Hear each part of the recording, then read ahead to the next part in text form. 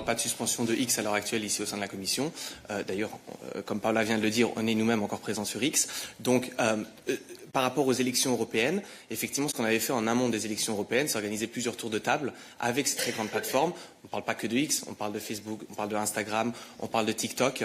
Et on a fourni un rapport à l'issue des élections qu'on a analysé nous-mêmes et que je peux vous envoyer avec plaisir, qui a effectivement montrer que les plateformes avaient joué leur rôle durant les élections européennes. Et d'ailleurs, on ne parlait pas des questions qu'on se pose aujourd'hui, on n'en parlait pas au moment des élections européennes. Donc je serais ravi de vous envoyer ce rapport. I can assure you that for the moment it's not necessary to prepare for a new pandemic. We are obviously aware of the reports in media and of the situation in China.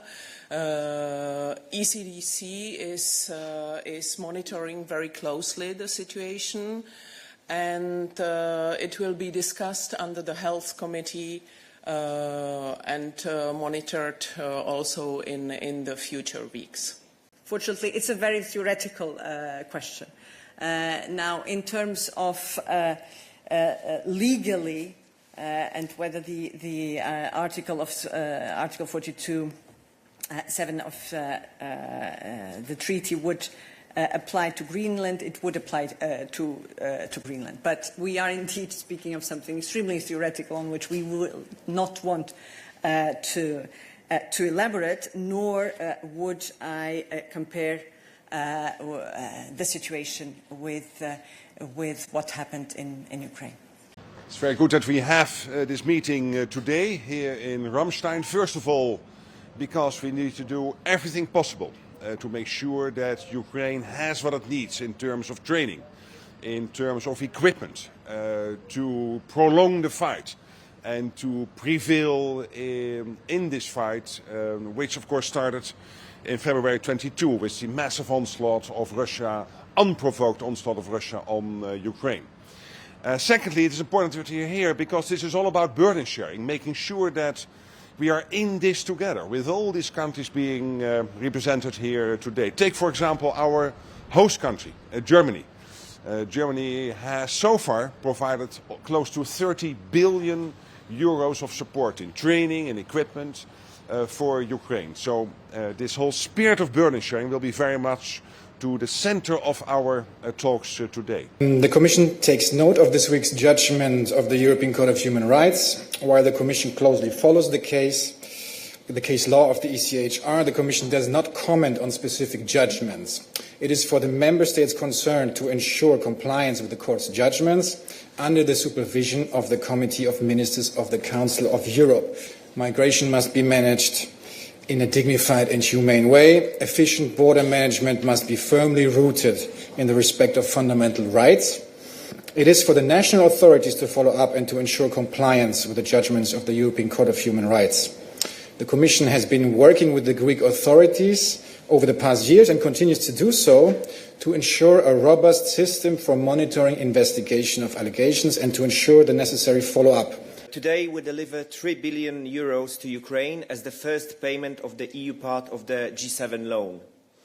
This support will help Ukraine meet its budgetary needs for 2025. And more specifically, it will help maintain its macroeconomic stability, rebuild critical infrastructure destroyed by Russia, and prioritize key expenditures, including defense. Repayments of the loan are ensured through extraordinary profits from immobilized Russian assets. Almost 3 years into Russia's war of aggression, Ukraine can keep counting on its friends and partners. Europe has provided nearly 134 billion euros of support to Ukraine so far. To quote President von der Leyen, we give Ukraine the financial power to continue fighting for its freedom and prevail. And more will come. Just like the brave Ukrainian resistance, our support will be steadfast. End of the quote. The Commission is constantly monitoring the security situation in Syria. The situation today still remains volatile, and we remain in contact with the UNHCR. But as I said, we are monitoring. Decisions regarding asylum applications, the granting of protection and return fall under the competence of member states, but of course they will have to comply with the EU rules in this area. As it stands now, while all refugees have the right to return, this has to be voluntary, safe and dignified returns. And one of these grounds for cessation is that the circumstances in connection with which a person was recognized as a refugee no longer exist or have changed to such a degree that protection is no longer required. However, the change in circumstance has to be of a significant and non-temporary nature. In any event, an individual assessment is required when revoking or ending the refugee status. And the European Union supports the International Criminal Court and the principles set out in the Rome Statute. The EU respects the court's independence and impartiality. The EU is strongly committed to international criminal justice and the fight against impunity. And as said in our Council conclusions in 2023, the Council calls upon all states to ensure full cooperation with the Court, including by the prompt execution of outstanding arrest warrants and to enter into voluntary agreements. Now, in terms of the order, it's not for the Commission to enforce the ICC warrant. All member states, EU member states, are parties to the Rome Statute and thus must comply with the general obligation to cooperate by the ICC. And on your last point, we do not know at this stage which Israeli official will participate in the celebrations at this stage.